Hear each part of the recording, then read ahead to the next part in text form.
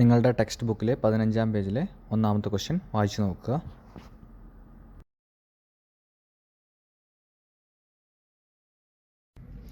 ഒന്നാമത്തെ ക്വസ്റ്റ്യനിൽ സംഖ്യാശ്രേണികളുടെ ബീജഗണിത രൂപം അല്ലെങ്കിൽ സീക്വൻസിൻ്റെ ആൾജിബ്രിക് എക്സ്പ്രഷൻ എഴുതാനാണ് പറഞ്ഞത്.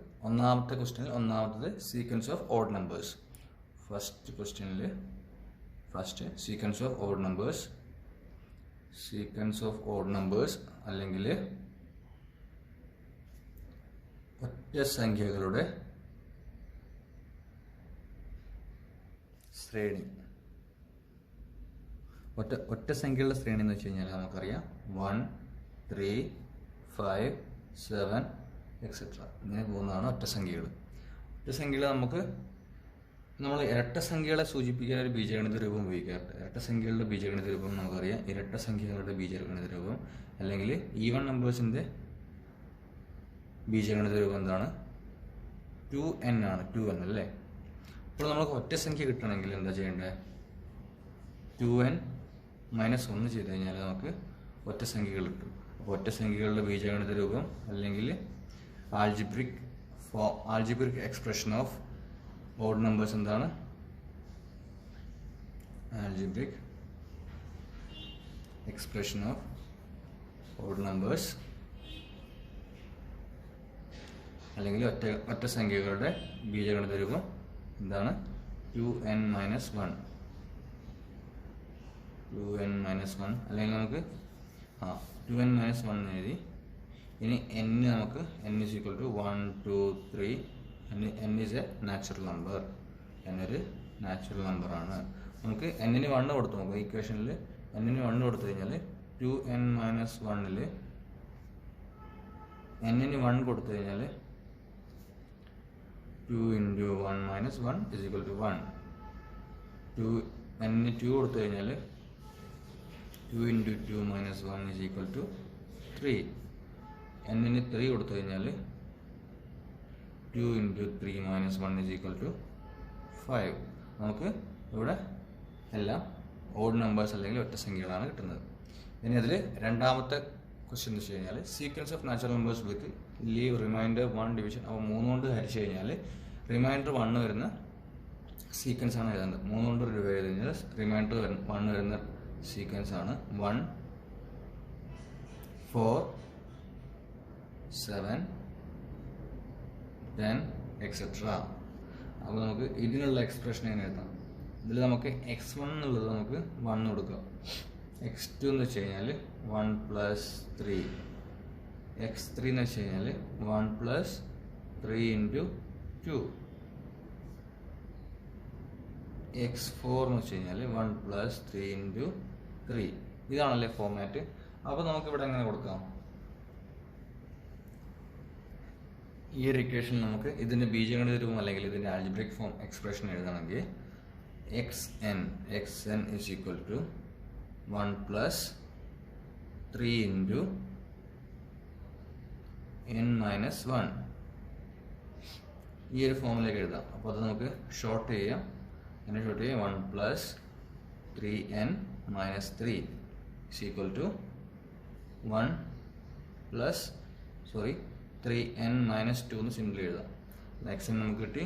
xn = 3n - 2. xn 3n - 2 എന്ന് കിട്ടി. എക്സ്പ്രഷൻ നമുക്ക് 3n - 2 എന്ന് കിട്ടി. നമുക്കിനി n-ന് 1, 2, 3 എന്നുള്ള നമ്പേഴ്സ് കൊടുത്ത് നോക്കാം. n = 1, xn = x1. n 1 ആകുമ്പോൾ നമ്മൾ x1 ആണ് കണ്ടുപിടിക്കുന്നത്. 3 × 1 - 2 = 1. n 2 ആകുമ്പോൾ x2. 3 × 2 - 1 6 - 2 6 - 2 4. n = 3 ആകുമ്പോൾ x3 = 3 × 3 - 2 9 - 2 7. നമ്മൾ ഇത് നമ്മൾ ഇതുമായിട്ട് ചെക്ക് ചെയ്യാം. അത് ഈക്വൽ അല്ലേ? x1, x2, x3 എല്ലാം ഈക്വൽ ആയിട്ടല്ലേ വരുന്നത്. നമ്മുടെ ബീജഗണിത ഇക്വേഷനും ശരിയാണ്. ഇനി ഇതിലെ തേർഡ് ക്വസ്റ്റ്യൻ നോക്കാം. തേർഡ് ക്വസ്റ്റ്യൻ എന്താ പറയുന്നത്? Sequence of natural numbers ending in 1. Sequence of natural numbers ending in 1 എത്രയാണ്? ഏതൊക്കെയാണ് സീക്വൻസ് നമുക്ക് എഴുതാം? 1, 11, 21, 31 എക്സെട്ര. നമുക്കറിയാം x1 is equal to 1 കിട്ടി നമുക്ക്. x2 is equal to 1 plus 10. x3 is equal to 1 plus 10 into 2. x4 is equal to 1 plus 10 into 3. ഈ ഒരു രീതിയിലാണ് നമ്മുടെ പാറ്റേൺ പോകുന്നത്. നമ്മൾ xn കണ്ടുപിടിക്കാനായിട്ട് xn is equal to 1 plus 10 into n minus 1 എന്നുള്ള ഫോമിൽ കൊടുക്കുക. നമുക്കറിയാം 1 plus 10n minus 10 is equal to 10n minus 9. അപ്പോൾ നമ്മുടെ xn ഏത് ഫോമിൽ കിട്ടി? 10n minus 9. ഇതാണ് നമ്മുടെ xn. ഒന്നിൽ അവസാനിക്കുന്ന സംഖ്യാശ്രേണിയുടെ xn എന്നുള്ള xn അല്ലെങ്കിൽ ബീജഗണിത രൂപം 10n minus 9. ഇനി നമ്മൾ 10n minus 9ൽ n is equal to 1 north നോക്കാം. n is equal to 1. then x1 is equal to 10 into 1 minus 9. എത്രയാ? 1. ഇനി n is equal to 2 കൊടുത്ത് നോക്കുക. x2 is equal to 10 into 2 minus 9. 20 minus 9, 11. n is equal to 3. x3 is equal to 10 into 3 minus 9 is equal to 30 minus 9, 21. നമുക്ക് ഇവിടെ കിട്ടുന്ന x1, x2, x3 ഇവിടെ നമ്മൾ നേരത്തെ കണ്ടുപിടിച്ച x1, x2, x3 ആയിട്ട് ഈക്വൽ ആവുന്നുണ്ട്. അപ്പോൾ ഇതാണ് നമ്മുടെ ഒന്നിൽ അവസാനിക്കുന്ന സംഖ്യകളുടെ സംഖ്യാശ്രേണിയുടെ ബീജഗണിത രൂപം. ഇനി ഇതിലെ ലാസ്റ്റ് വൺ, ഫോർത്ത് ക്വസ്റ്റ്യൻ നോക്കുക. ഫോർത്ത് ക്വസ്റ്റ്യൻ എന്താ പറയുന്നത്? Sequence of natural numbers ending in 1 or 6, അല്ലെങ്കിൽ 1 or 6 അവസാനിക്കുന്ന സംഖ്യകളുടെ ശ്രേണി. 1 or 6 അവസാനിക്കുന്ന സംഖ്യകളുടെ ശ്രേണി നമ്മൾ എഴുതിയിട്ടുണ്ട് നേരത്തെ. ഒന്നുകൂടെ എഴുതാം. 1, 6, 11, 16, 21 എക്സെട്ര. ഇതിൻ്റെ പ്രത്യേകത എന്ന് വെച്ച് കഴിഞ്ഞാൽ നമുക്ക് ഒരു ഡിഫറൻസ് 5 ആണെന്ന് അറിയാം അല്ലേ? അപ്പോൾ നമുക്ക് x1 is equal to 1, x2 is equal to 1 plus 5, x3 is equal to 1 plus 5 into 2, x4 is equal to 1 plus 5 into 3. ഈ ഒരു ഫോമാറ്റിലാണ് ഇത് പോകുന്നത് അല്ലേ, ഈ ശ്രേണി പോകുന്നത്. അപ്പോൾ നമുക്ക് ഇതിനെ xn എന്തെഴുതാം? xn is equal to 1 plus 5 into n minus 1 is equal to 1 plus 5n minus 5 is equal to 5n minus 4. നമുക്ക് xn കിട്ടി. 5n minus 4, n 1 കൊടുക്കാം. n is equal to 1, x1 is equal to 5n. 5 into 1, 5 minus 4 is equal to 1. n is equal to 2, x2 is equal to 5 into 2 minus 1, 10 minus 1, sorry, 5 into 2 minus 4, 10 minus 4, 6. n ന് 3 കൊടുക്കാം. x3 is equal to 5 into 3 minus 4, 15 minus 4, 11. നമ്മുടെ x1, x2, x3 ഇവിടുത്തെ x1, x3യുമായിട്ട് equal ആവുന്നുണ്ട്. അപ്പോൾ ഇതാണ് ഇതിൻ്റെ algebraic expression അല്ലെങ്കിൽ ബീജഗണിത രൂപം. അപ്പോൾ ഒന്നാമത്തെ ക്വസ്റ്റ്യൻ സോൾവ്. 15-ാം പേജിലെ രണ്ടാമത്തെ ക്വസ്റ്റ്യൻ. അപ്പോൾ നെക്സ്റ്റ് രണ്ടാമത്തെ ക്വസ്റ്റ്യൻ, ഇക്വിലാറ്ററൽ ട്രയാങ്കിൾ, അതുപോലെ സ്ക്വയർ, റെഗുലർ പെൻറ്റഗൺ എന്നിവയുടെയൊക്കെ സം ഓഫ് ഇന്നർ ആംഗിൾസിൻ്റെ സം, അതുപോലെ ഔട്ടർ ആംഗിൾസിൻ്റെ സം, പിന്നെ ഓരോ ഇന്നർ ആംഗിളിൻ്റെ ഔട്ടർ ആംഗിളിൻ്റെയും അളവ് എന്നീ സീക്വൻസിനെ നമ്മൾ ആൽജിബ്രിക് എക്സ്പ്രഷനിൽ അല്ലെങ്കിൽ ബീജഗണിത രൂപത്തിൽ എഴുതാനുള്ള ക്വസ്റ്റ്യനാണ് രണ്ടാമത്. നമുക്കറിയാം രണ്ടാമത്തെ ക്വസ്റ്റ്യനിൽ ഫസ്റ്റ് നമുക്ക് കൺസിഡർ ചെയ്യാം സം ഓഫ് ഇന്നർ ആംഗിൾസിൻ്റെ ട്രയാങ്കിൾ എത്രയാണ്?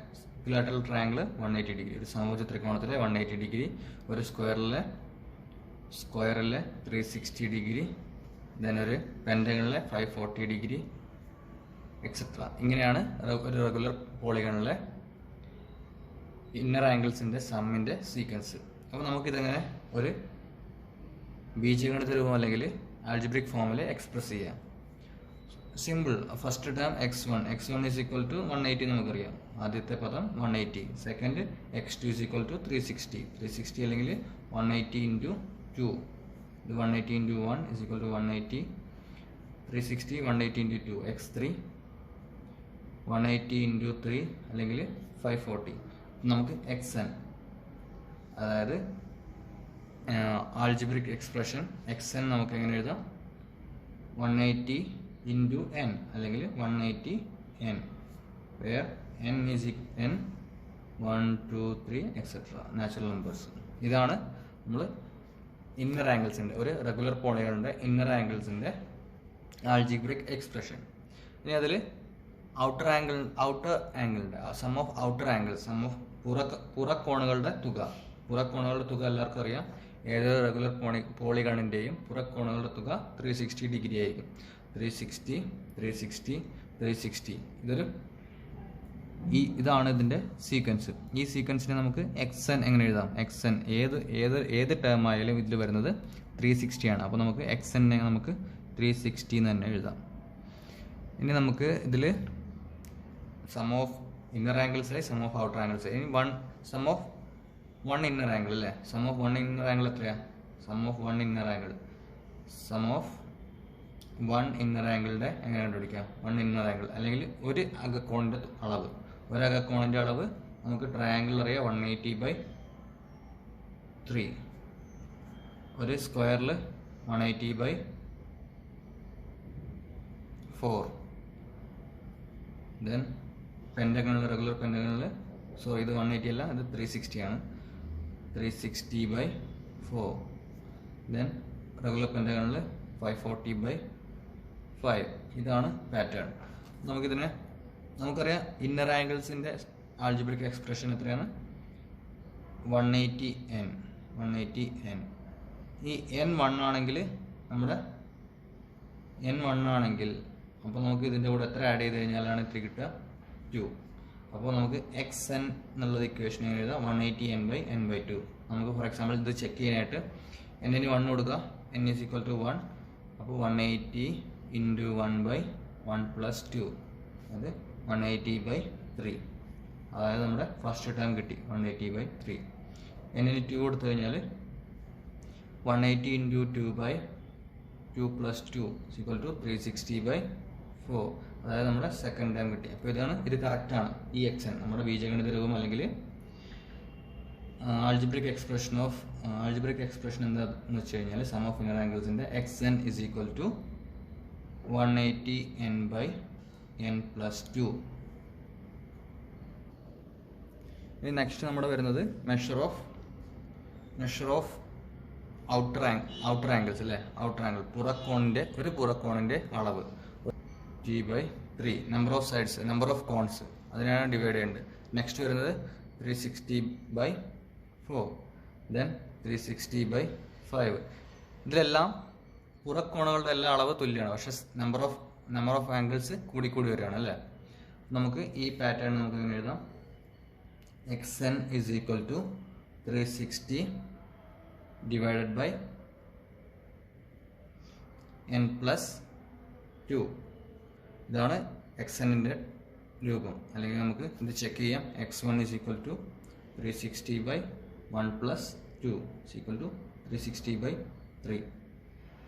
ഇതല്ലേ ഇത് first term. Then x2 is equal to 360/1 plus ഇത് n+2 ആണല്ലേ? അപ്പോൾ ഇത് 2 + 2 360/2. ഇതാണ് നമ്മുടെ സെക്കൻഡ് ടേം. 4. ഇതാണ് നമ്മുടെ സെക്കൻഡ് ടേം. അപ്പോൾ ഇത് കറക്റ്റാണ്. ഇതാണ് ഇതിൻ്റെ ബീജഗണിത രൂപം അല്ലെങ്കിൽ ആൾജിബ്രിക് എക്സ്പ്രഷൻ ഓഫ് xn. 15-ാം പേജിലെ തേർഡ് ക്വസ്റ്റ്യൻ.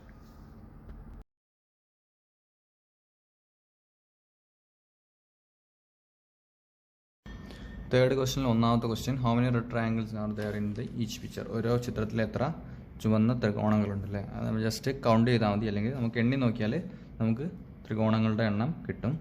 ഒന്നാമത്തെ ക്വസ്റ്റ്യൻ, ഒന്നാമത്തെ ചിത്രത്തിൽ നമുക്ക് 3 റെഡ് ട്രയാങ്കിൾസ് ഉണ്ട്. രണ്ടാമത്തെ ചിത്രത്തിൽ 9 റെഡ് ട്രയാങ്കിൾസ് ഉണ്ട്. നാലാമത്തെ ചിത്രത്തിൽ നമുക്ക് 27 റെഡ് ട്രയാങ്കിൾസ് ഉണ്ട് അല്ലേ? ഇതാണ് ഒന്നാമത്തെ ആൻസർ. രണ്ടാമത്തെ ക്വസ്റ്റ്യൻ, ഒരു അൺകട്ട് ഒരു ട്രയാങ്കിളിലെ ഏരിയ നമ്മൾ ഒന്നായിട്ട് എടുക്കുകയാണെങ്കിൽ ഓരോ ചെറിയ ട്രയാങ്കിളിൻ്റെ ഏരിയ എത്രയാണെന്നാണ് ചോദിക്കുന്നത്. അതൊരു ട്രയാങ്കിളിലെ വലിയൊരു ട്രയാങ്കിളിൻ്റെ നമ്മൾ ഏരിയ വൺ യൂണിറ്റ് ആയിട്ട് എടുക്കുകയാണെങ്കിൽ ഓരോ ചെറിയ ചെറിയ ട്രയാങ്കിളിൻ്റെയും ഏരിയ എത്രയാണെന്നാണ് രണ്ടാമത്തെ ക്വസ്റ്റ്യൻ. അപ്പോൾ നമുക്ക് മൊത്തം ഏരിയ അറിയാം ഒന്നാണ്. ഒന്നാമത്തെ ചിത്രത്തിൽ നമുക്ക് മൊത്തം 4 ത്രികോണങ്ങളുണ്ട്. അപ്പോൾ ഓരോ ചെറിയ ട്രയാങ്കിളിൻ്റെ ഏരിയ 1/4 ആയിരിക്കും. ഇനി രണ്ടാമത്തെ ചിത്രത്തിൽ നോക്കുകയാണെങ്കിൽ മൊത്തം എത്ര ട്രയാങ്കിൾസ് ഉണ്ട്?